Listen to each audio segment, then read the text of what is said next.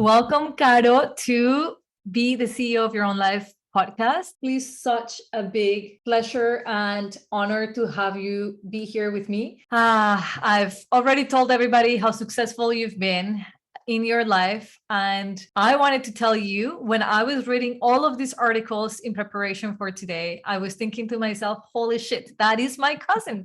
I know her. And I know for sure, I don't want to take it for granted. Partially you're here because you're my cousin. Because I think if you're a complete stranger to me, I don't know that I would have been so lucky to have you here. And so thank you for taking time out of your day to speak to my audience and to share some of your wisdom with everybody who's going to be listening to us. Welcome. No, thank you, Olguita, for the invitation. And you are so nice in all your words, so generous to me, honestly. I consider myself a successful person, but not for the reasons written in my CV.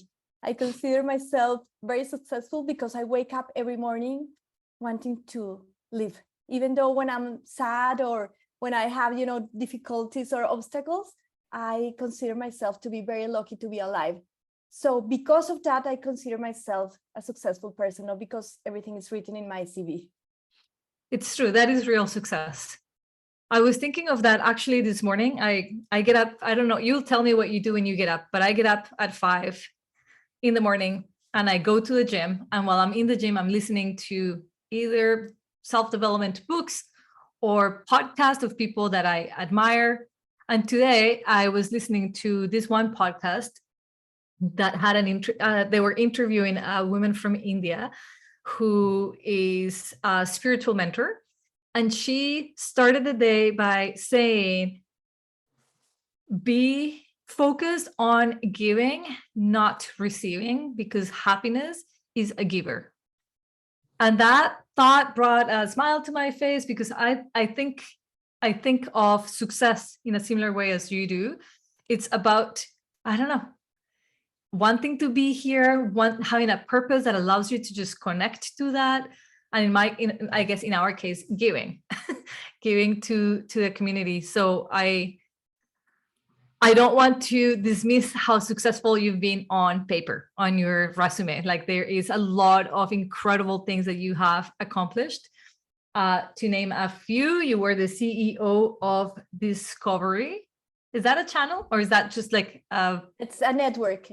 A network, a digital network. In Latam, Discovery has 14 TV channels plus their digital assets, but 14 different TV channels. Discovery Channel is the main one, the most famous one, and we are also in Canada. In fact, I used to belong to the same organization that manages Canada.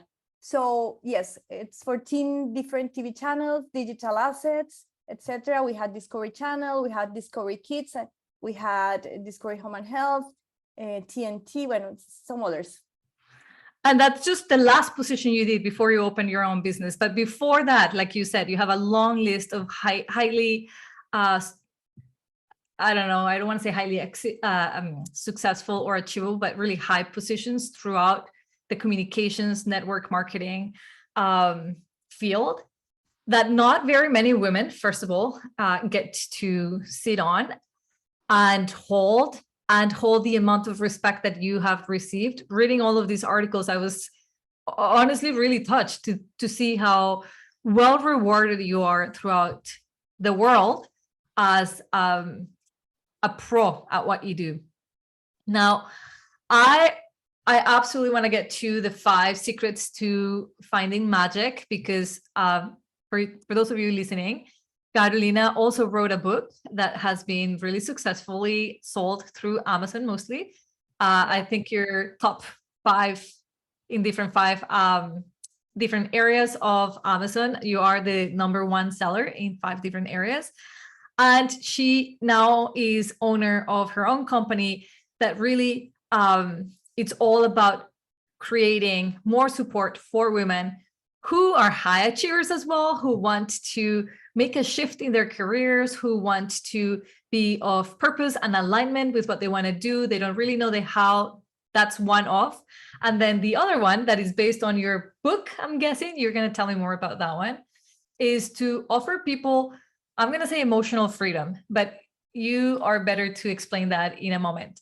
But before we get into the secrets of 5 steps to create magic, and before we get into what is it that you actually do today, I want us to give us any insight into how you've been able to be so successful.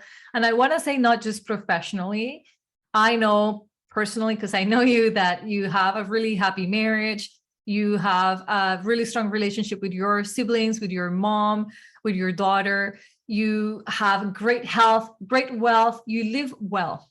And I want to know, like, because often I don't have this opportunity often to just tap into the brain of somebody who's managed to be successful in all areas of life, not just in paper, but like you said, you wake up every morning wanting to be alive and having strong bonds with people that matter and having good health and having good opportunities, financial or otherwise. So what will you say? What happened to you when you were, I don't know, 19, 20, when you were in university and you were like setting your goals and thinking, I want to do great things in life? And how did that followed you throughout your career to then just be the quality of human that you are?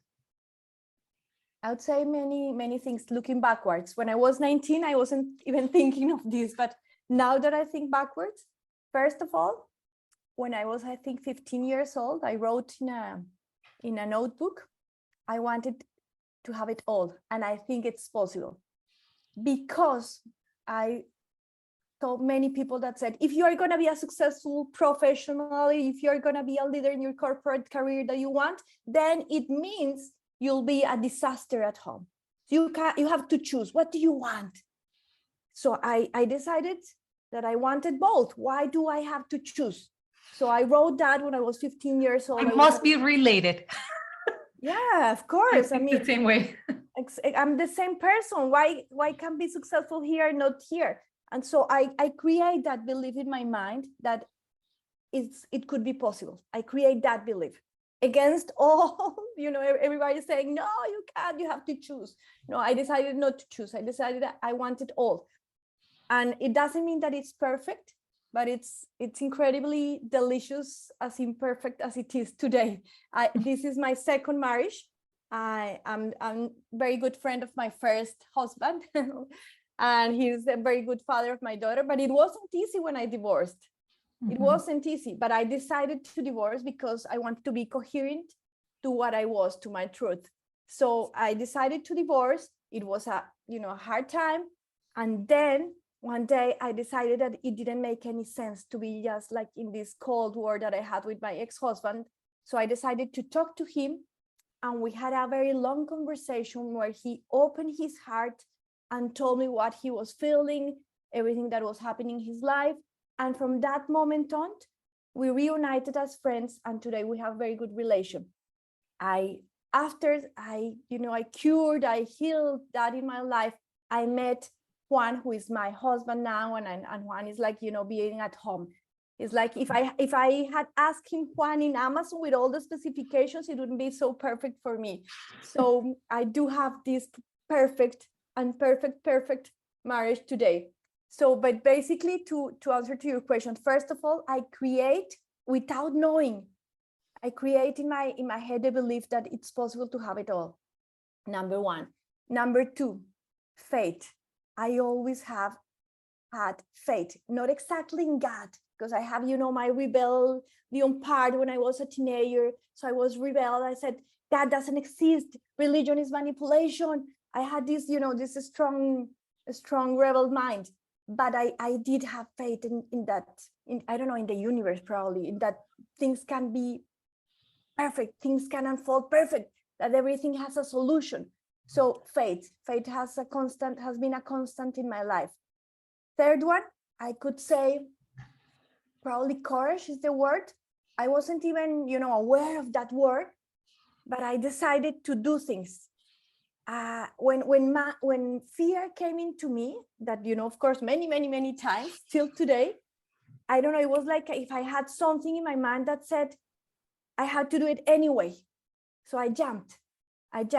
So I would say probably courage is the word. I had to try it. And if I fail, then I try it again. If I fail again, then I can try it again. So probably courage could be a word. A fourth thing that it's something from our family, Olgita, I think, is that we see the positive in everything, the positive side of everything, of every situation.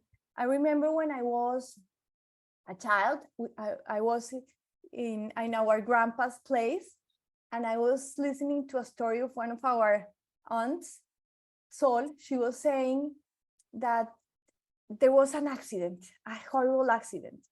And one person from the accident, that was the one that could be like more okay, all the other were completely injured. She thought at that moment, thanks God I'm alive, thanks God I'm okay, thanks God I have my clear mind and I know what to do. And she, she was able to leave the accident and find a phone, a public phone, and call the authorities, and she ended up saving everyone. Because in that very moment of the accident, she didn't thought, what a bad luck I have, the life is horrible. She could stop, breathe, and think. And she found a solution that eventually saved everyone. So that story came very profound into my mind. So I at that time when I was a child, I decided that I want to be like that person, that I will be like that person. So in every situation, and I have had difficult situations. When I was a journalist in a helicopter in the horrible times in Colombia, I was shot, and I had very close people being kidnapped. One was your father, and another was a boyfriend. I had very difficult situations to face. I had, when I was a journalist, I was threatened not to go to a certain place because they would kill me. So I have had situations, but always I remember that story. And always I think, okay, what is the best I can do in this very moment? First, to me, to feel better. And then from that point of feeling better, how can I do to help others in that situation, others involved in that situation? So right now that you are asking me this question, these are the things that come into my mind that have helped me to be where I am now in the best moment of my life. That story made me very emotional. I don't know if you noticed, I had like watery eyes. My listeners know I cry all the time. It's just, it comes with the job of just connecting to humans. But I've always said there is so much power in telling our story, and we have no idea in which ways we're going to impact another human by simply telling our story, that we can minimize it and we can remember it in any way we want to. But when we tell the story through the lenses of the gifts, like this woman, she would have told her story to our aunt, or I don't know, our aunt told the story through the lenses of this was so great about that story, the lesson. And you, being a young child, listen to this while playing in the living room or doing whatever you were doing in the living room, and you grabbed that story and made of it a lifelong purpose. Like it became something for you to hold on to have hope, to face difficulties. And it makes me very emotional, because I wish for everybody to tell their story, because you have no idea how you're impacting somebody in such a positive way, especially if you can see it from the lenses. And then you mentioned our grandpa, which always makes me emotional. Whew. So anyways, great 5 strategies for everybody to think about. Faith being one of them. I am not religious. I don't practice any religion, but I would say with all of my heart, I have faith, and faith in myself, faith in the universe, faith in the creator. Like the creator that I believe in doesn't really have to be a part of a religion, but I would agree with you. Faith is a foundation, a psychological foundation, even, I would argue. Thank you for that. That, my friends, is how you create success. And you know what I find interesting for all of you listening? Often we think they must have something really incredible outside of human capacity to succeed that much. And I think you probably must have been really consistent with your efforts and with your work, because you achieve positions that not many women, especially in South America, get to.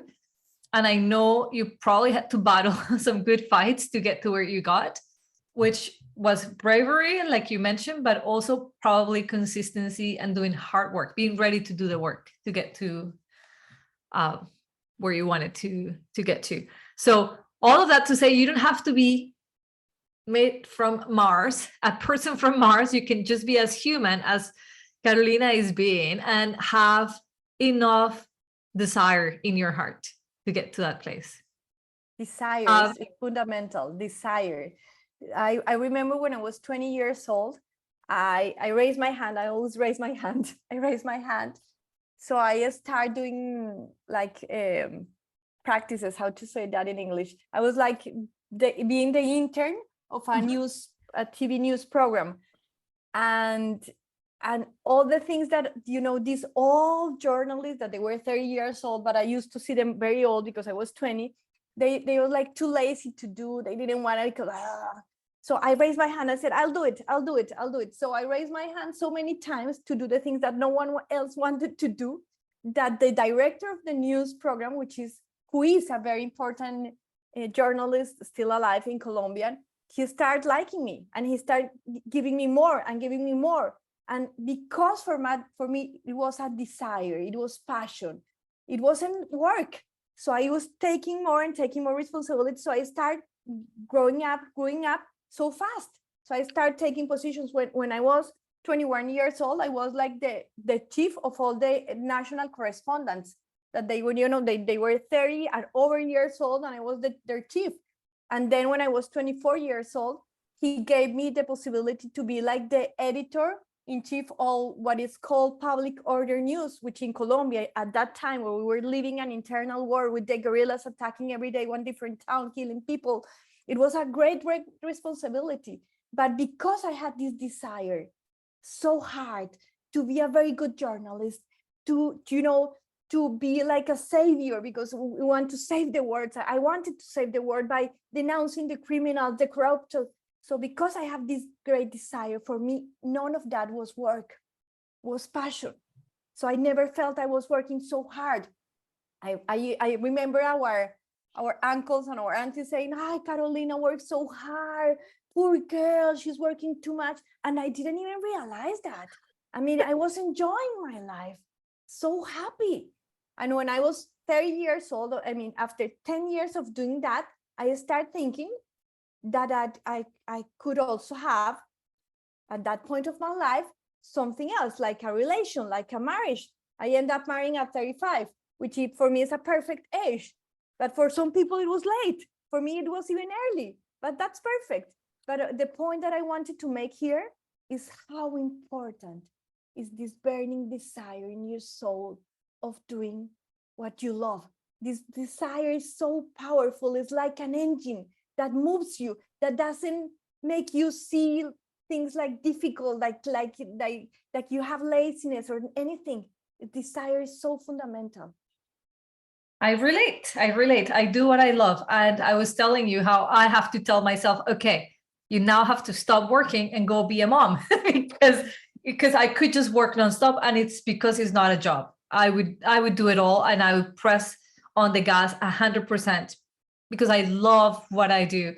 And you reminded me when I switched from being in corporate world to owning my own practice, my mom, who had her own law firm before we moved to Canada, so she had been self-employed. She had done the shift herself from working corporate and doing her own practice. And I will say my mom's passion was law, and probably still is. If she had to study something, she would probably go back to studying law. She was so discouraging for me to make this shift. She was like, why? You have such a good paying job. You have such a great position. You're risking it all. And I remember, I don't know where these words came to me, but it was the last conversation we had. She sided with me and she said, I can't argue with that. I told her, Mom, I cannot not succeed if I love what I do. It's impossible. I will succeed. And you know, I believed it. I didn't realize I believed that. But at the moment of being confronted and challenged, this came to me and I was like, the truth. And my mom was like, Amen.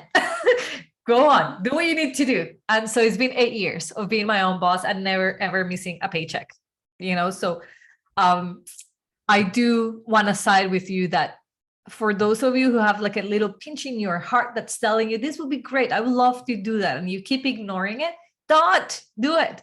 And I want to quote this article because it quotes something you said. It says, you say that you feel free because you create your life day by day. And you say that you're brave because although there are many things that scare you, you find the courage to take enormous leaps when you consider that what you have to do is a must. It's When not, I it would feel be nice to do, but it's a must. When I feel it, I feel it. I feel it. And I pay attention because when we were kids, they teach us how to pay attention to our mind, to our thoughts, but they never teach us how to pay attention to our heart and to our feelings. And I think that's a big mistake of the education. And I had to learn how to do it because your mind says one thing with logic, impeccable logic, but your heart could say something else. And you were, as I was, told to listen to your logic. And we made many mistakes, and we make many mistakes still today because of that.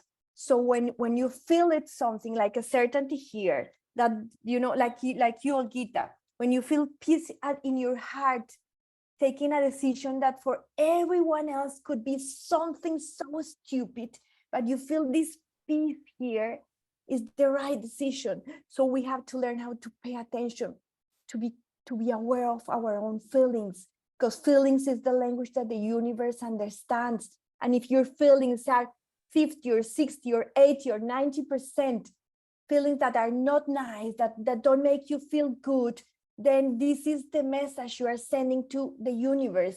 So if we are going to talk here about magic, first thing to learn about magic is your feelings, your emotions are talking all the time to the universe. There are, huge research on that, huge, in physics, huge research on what happened to your feelings. There is even a PhD.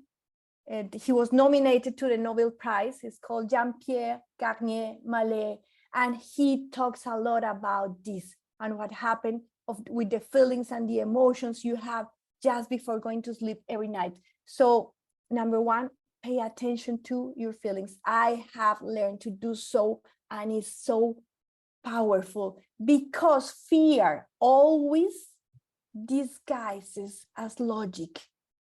Fear is very smart, and we have the possibility of being smarter than fear. When we stop the inner dialogue for some seconds, breathing and going back to our heart, to our feelings. And from that position, from that place is where we can decide or choose differently than the logic of the fear wanting us to be small all our lives, because it's comfortable and your mind wants to be comfortable, but being comfortable is in the other side of being fully living our potential, happiness. Courageous. I love this. And you're reminding me of a dream I had last night. So sometimes I have in my dreams, it's like I'm living my fears. I go through all my fears. And before I went to bed last night, I commanded my unconscious mind to give me a peaceful sleep. I was like, I want to sleep the whole night. And in my dream, I remember having this conversation and saying, unconscious mind, I told you to give me a peaceful sleep. And immediately in my own dream, because I read books every day I'm reading a book.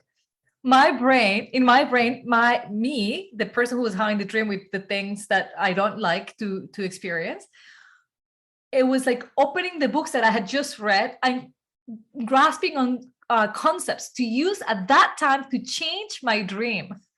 And like, perfect.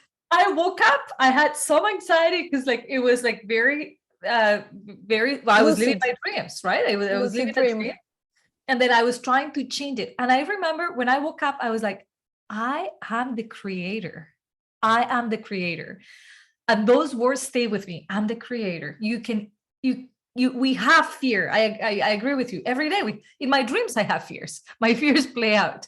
But we create what we experience with that awareness. And your message just brought me back to my dream last night that I had forgotten about, where I was like picking up from my books in my own brain, like grab some of the concepts that can help you create a different reality. So this isn't it. What you are saying reminds me of another dream that I had. It was, I think, during the pandemic or something. Yeah, 2020.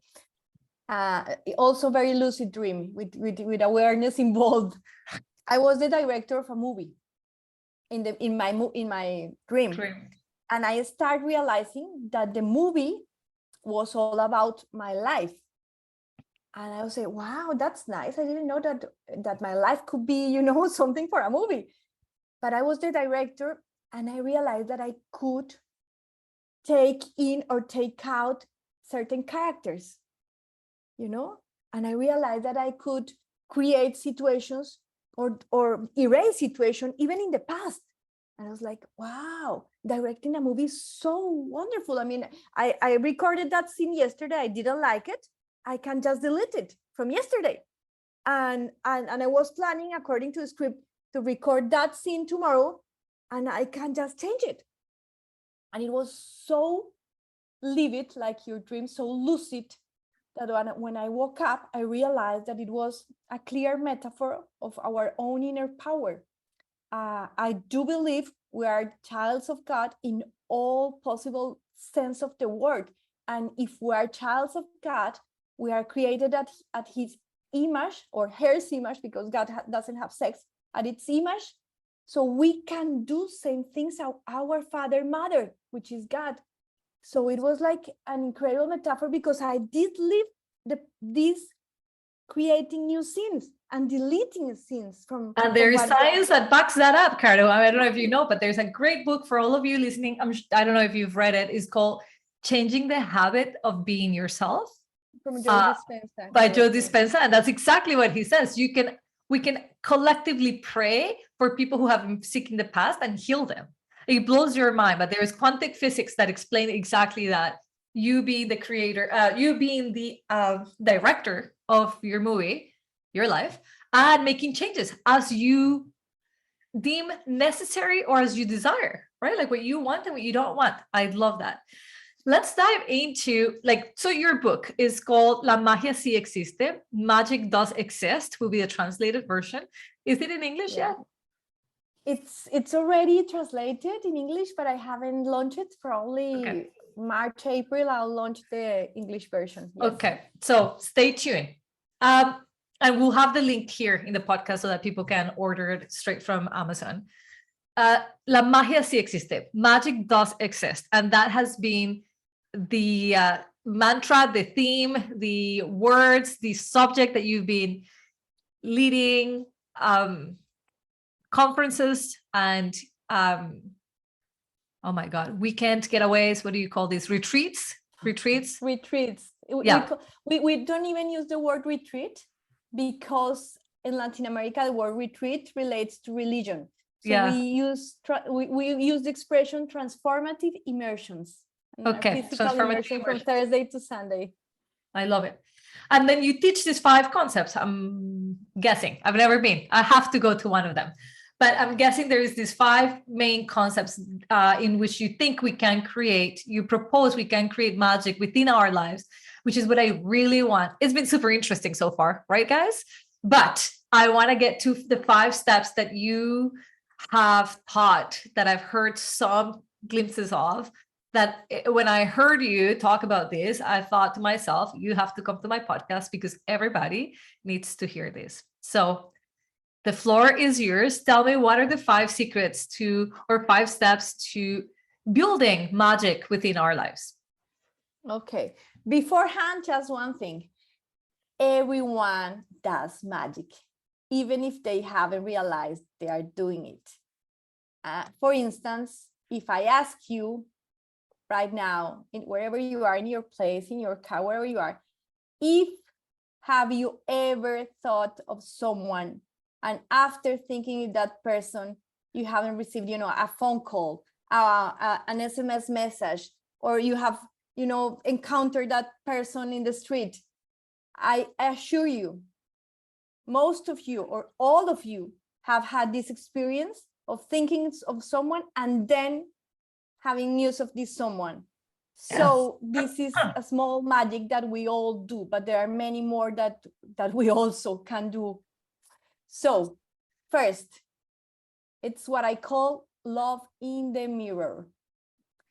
Why in the mirror? Because when you look yourself in the mirror, normally you see parts of your body. You see, I don't know, your eyes if you are, making up, doing your makeup, or you see your body if you are, trying some clothes, or your teeth. You see parts of your body, but you never see who you are. You never see yourself. And the power of the mirror starts when you realize that you are not your body.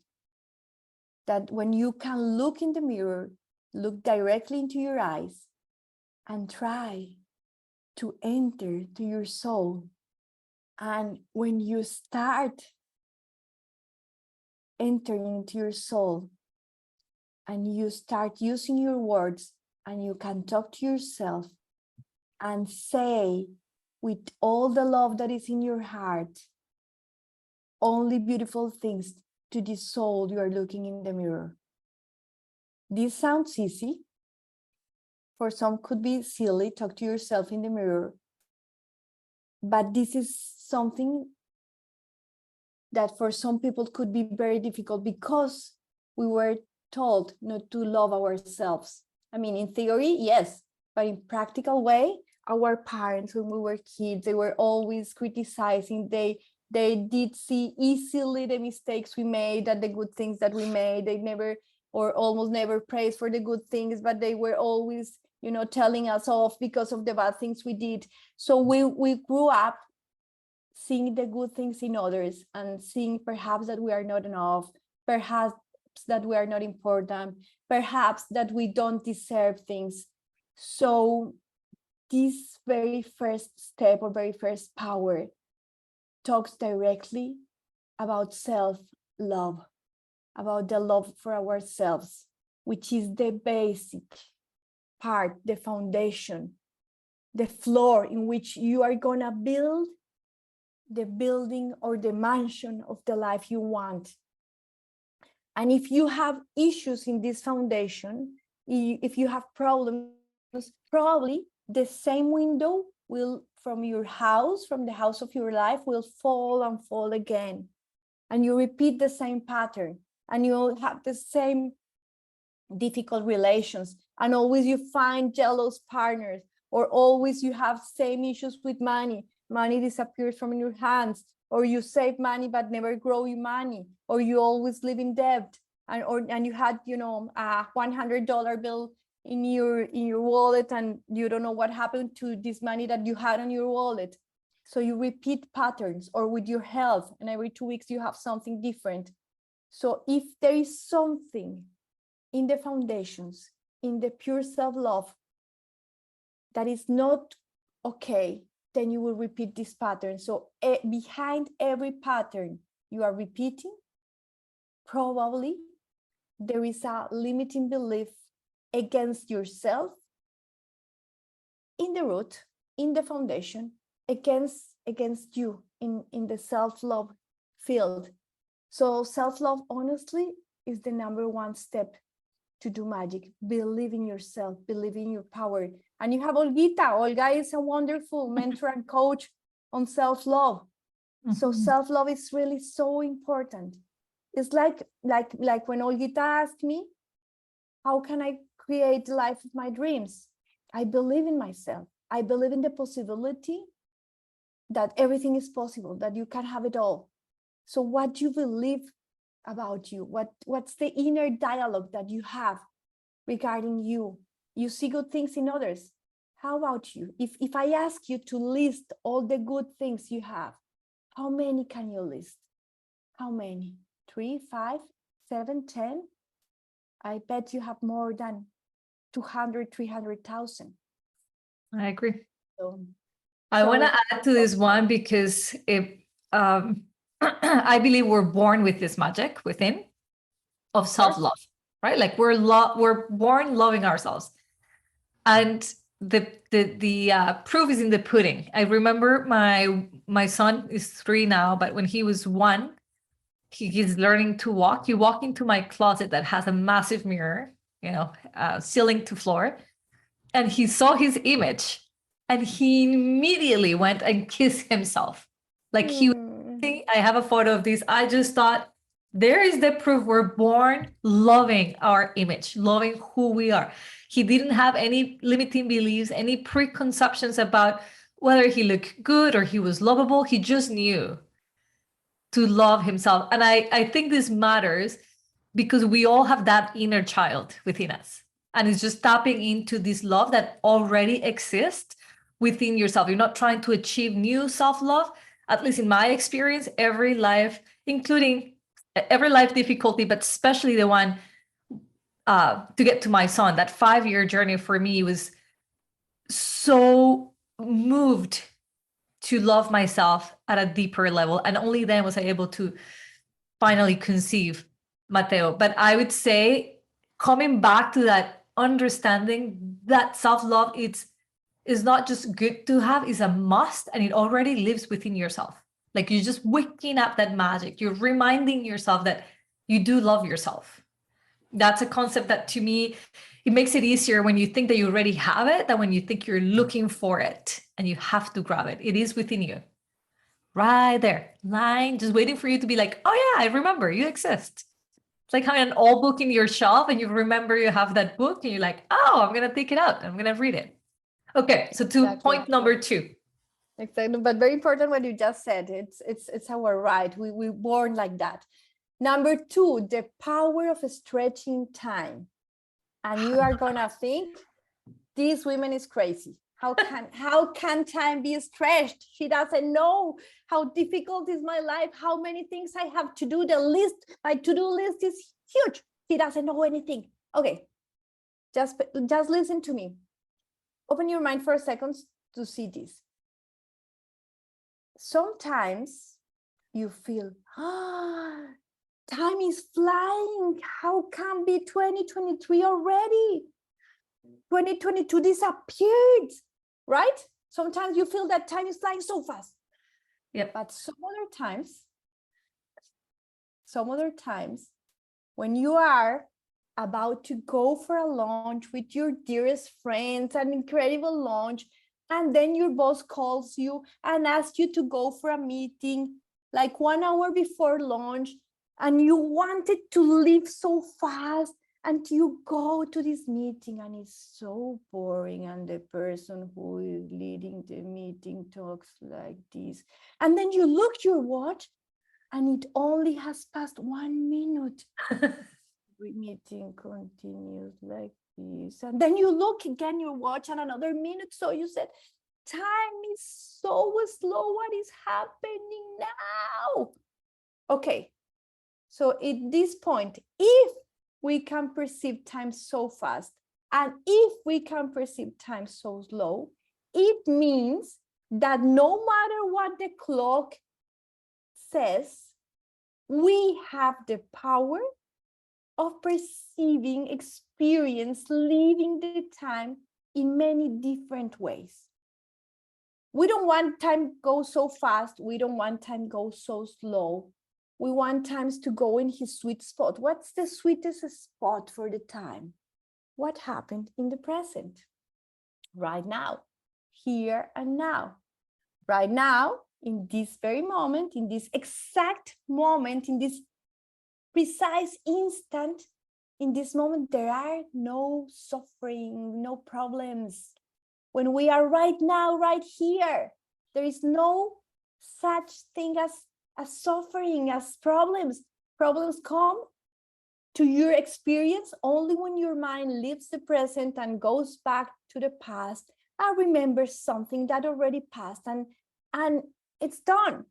Or when your mind flies to the future and creates a movie, a horror movie, where things can go so wrong but nothing of this is happening. So when your mind leaves the present and goes to the past or to the future that doesn't really exist, the future is only a projection of your own fears and for your own past.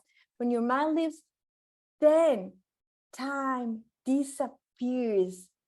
So when time exists, it's only in the present. It's the eternal time. It's the only time that is really here. So if you want time to stretch, if you want time to have, to experience time with more pleasure, live here now. And it requires awareness. It requires awareness of yourself. So every time your mind escapes from now and go to the past and goes to the future, then like a dog, bring it here. Come and stay. Come and stay. So present is the perfect time. And there is a formula. 24 hours formula. The 24 hours that the day has 3 blocks of 8 hours. 8 hours to sleep, according to the doctors. Let's say that you sleep 6 or 7 and you sleep well. It's perfect, no problem. If you sleep well, it's okay. So you have 1 or 2 hours more to do more things. But let's say that 8 hours to sleep well. If you're not sleeping well, please, 2 hours before sleeping, don't eat.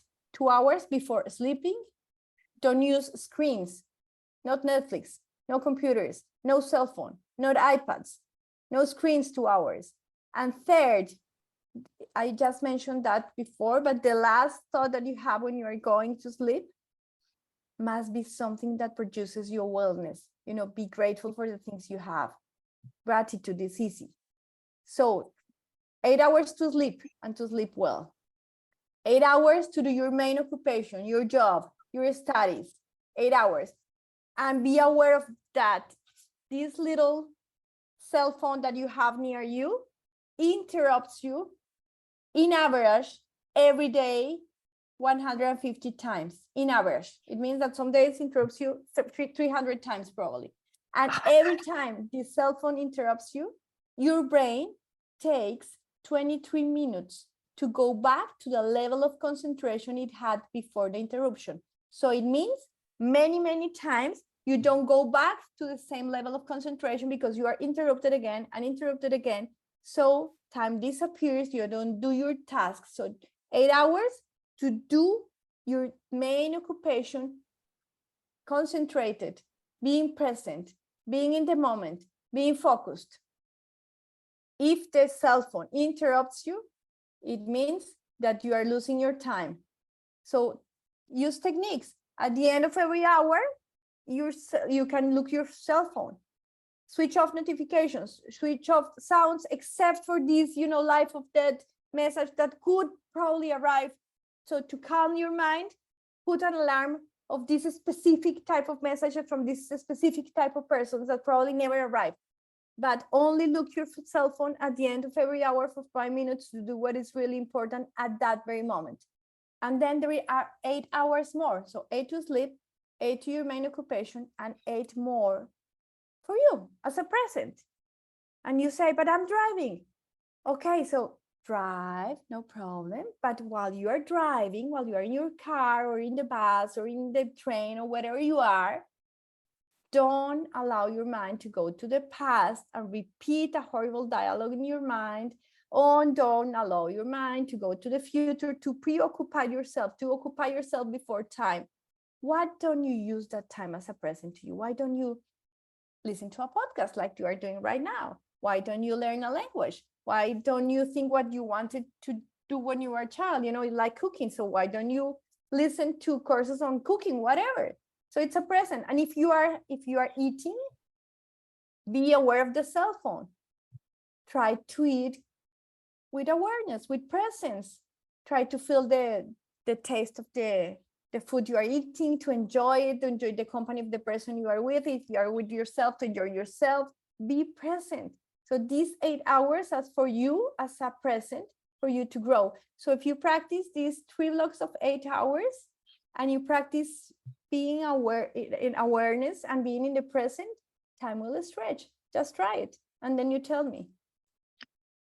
this speaks to my soul because as I don't know if you know, you probably know, I've been teaching and practicing mindfulness for a very, very long time. And the essence of mindfulness is to land in this present moment. In fact, mindfulness translated into Sanskrit, from Sanskrit translated into English, translates into to remember, to come back, to remember, what am I doing? Oh, I'm eating. And then just do that. And I think in a world where we have make multitasking be so powerful, right? Like we accomplish more by doing more things at once. We've actually lost notion of how much we actually get done when we're focused on one thing at a time. And we think less is more, but in reality, we think more is more, but really less is more. And so in the stretching of time, I can certainly say I'm a testimony of it. I'm only rushing when I'm not in the present. I'm not in this moment. It feels like I have no time. And we often feel victims of time. We use time against us. And I think that the landing into this present moment for those 8 hours, like you're sleeping, sleep. Why Netflix? Why the cell phone? You're eating, eat. Like, wow, so powerful. Love it. I just wanted to say I've done it and I know it works. It works. It works. And you know, remember in Spanish is recordar. And recordar, it's like come back to the heart. Cordar, it's cordare, the Latin name of the heart. So recordar, it's come back to your heart. So that's remember in Spanish. So what you have said is come back to your heart, come back to your reality, your truth, your real identity. This is come back to the present moment. God can only be experienced in the present moment. Mm-hmm. It's amazing. You know, the presence is in the present. Yeah. One of my goals for this 2023 is to be more present. And so I was explaining to you, I'm actually taking a sabbatical from social media where, yes, it will be managed, like we will still have a presence, but I've realized most times my son will look at my face, I will have my eyes distracted by a screen. And I really want to create a sense of presence for him, for me, for us. And so that's been one of my focus this year, is to really mind my phone as a tool to make phone calls. And from time to time, if needed, review my emails, and that is it.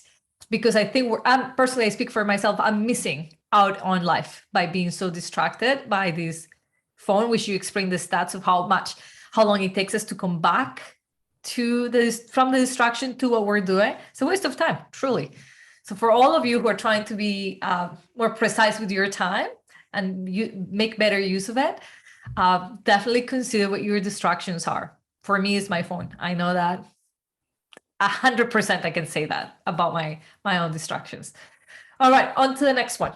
We're on number 3. Okay, number 3. Yeah. I'm gonna try to be brief. Yes. Because I see time. Okay, so 3 is the power of the word.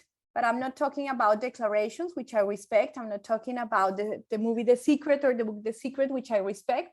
I'm talking about what happens in your brain with every word you pronounce, with every word we pronounce. So research has shown that when we use negative words, destructive words, critical words, when we use lies, our brain, through the hypothalamus, sends a signal into our body and it activates the biochemistry of pain, of suffering. So where is the power? Exactly on the other side. But before going to the other side, huge disclaimer. I'm not saying that you shouldn't say the things you have to say. All I'm saying is the things you have to say, don't say it in a negative, destructive, critical, judgmental way.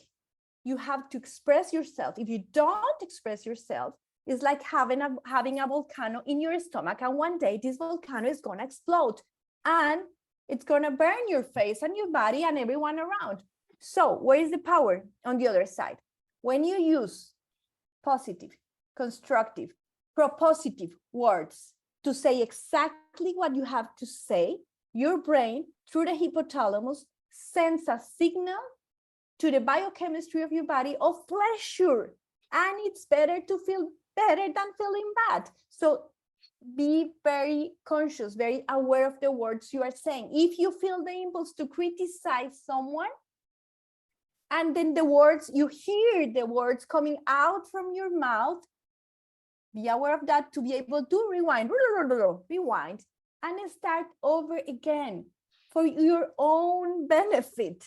If you are in a window and you see someone in the street that is not dressed according to your standards, and you say, wow, how bad this girl or this boy is dressing or whatever, this person has the right to dress exactly as he wants. But you are hurting yourself because this chemistry of pain and suffering is addictive. So exactly the same way as, as drugs, as cocaine are addictive, your own chemistry causes addiction. So that's why we see, often older people that for every idea you give them, they have a problem. And for every solution you bring, they have a new problem. So these people are addicts. They have to be treated by professionals, by psychologists, by professional coaches, because they have issues with their own chemistry. So the power of the word is the power to use words to build, not to destroy. And when you do that, you are the first one that receive immediate benefits. That's the third power. I second that. Okay, let's go to the fourth one then. Let's go. The fourth one is the famous power of thoughts. So I'm gonna bring here the story of Mogadat. Mogadat was one of the first employees of Google. He was genius. When he was hired, Google didn't have money to pay him like a formal salary, so they paid him with stocks. Short story, when he was 27 years old, he was a millionaire. And one day he was, going out of his big mansion in the Emirates, in the Arab Emirates, and he saw his collection of very, very, very, incredible cars, very expensive cars, and he realized that he wasn't happy. So he decided to study what happiness was, and he dedicated 9 years of his life to study everything he found out. Psychology, neuropsychology, literature, spirituality, everything he found, he studied. After 9 years, he developed the algorithm of happiness. And he started trying on his algorithm, and it worked. And one day his son, Ali, who used to live in the US, called him and told him, Dad, I'm going home. And he was so happy. He wanted to see his son. Finally, his son arrived. They were having a familiar meeting. Everyone's so happy, telling jokes, eating delicious. But suddenly, his son had a huge stomachache, pain here in the abdomen. And they went straight to the clinic. And when they were there, in only 4 hours, 5 clinical mistakes, one after the other, killed Ali. And Mo, feeling the pain of his son dead, decided to practice his algorithm.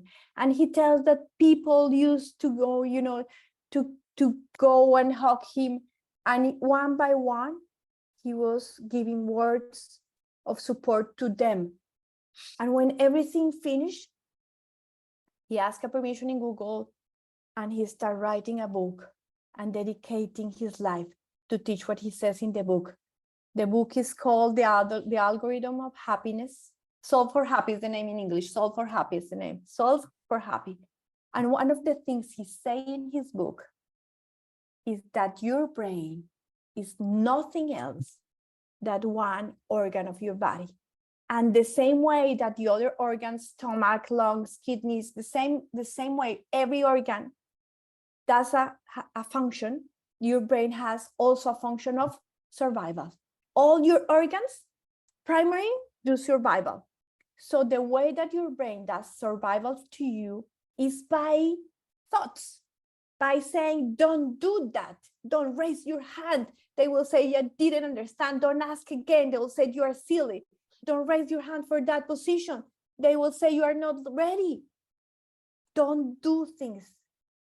Don't quit your job because it's safe. So these thoughts are the way our brain takes care of us. So where is the power of the thought? Power says you have the thought, you have the possibility of listening to your thoughts. So if you can separate from your body and be aware of your inner dialogue, as we were saying before, and you realize that this inner dialogue is not serving, is not helping, it's only making you even more sad or frustrated or angry or whatever, then you have the power to choose again. And if you practice one day after the other, 3 times a day, 5 times a day, 10 times a day, it becomes like a stronger muscle. And without you realizing it, one day, you realize that you are feeling better than before. And when someone is saying something that could attack you, you are not reacting. Instead, you are waiting and responding differently. Response comes from responsibility, the ability to respond. So if you practice again and again all of these powers, and especially the power of thought, you realize one day that your life is much more better than how it used to be. So the power of thought is incredible.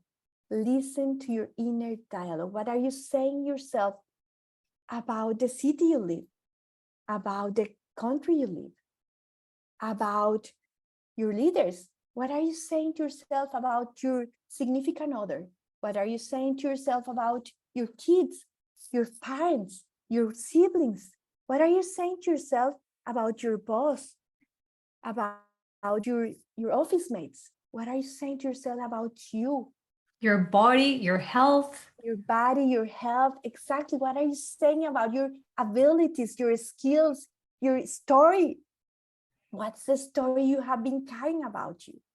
Because you can change all of that if it doesn't serve you, if it doesn't, any good, you can change that. You choose again your thoughts, and it's practice and consistency, and it works, and it's so powerful because it rewires physically your brain. It makes new connections in your neurons, and it creates new ideas, and it creates new solutions, and it shows you ways that you never thought before, and they were just right in front of your eyes.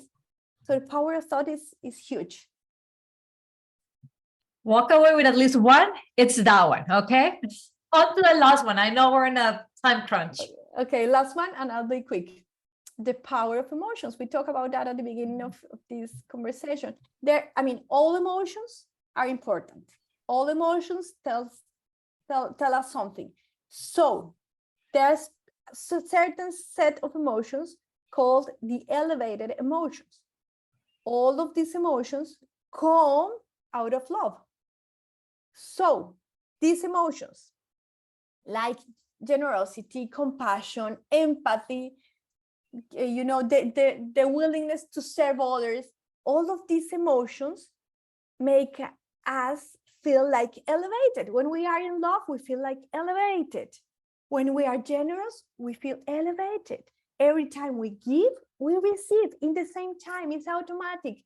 So we receive this feeling of elevation, which is wonderful. So all of these elevated emotions have been proved a wonderful way to align our brain here in our head, the main brain we have, the famous one, with another brain we have in our heart. It's a small brain, like the size of a mouse brain, like 40,000 neurons we have in our heart that have also memories. So when we are in an elevated emotion, we get the power to align these two brains. And when you align these two brains, you are able to alter, to modify your DNA, you are able to heal. You are able to fortify your immune system.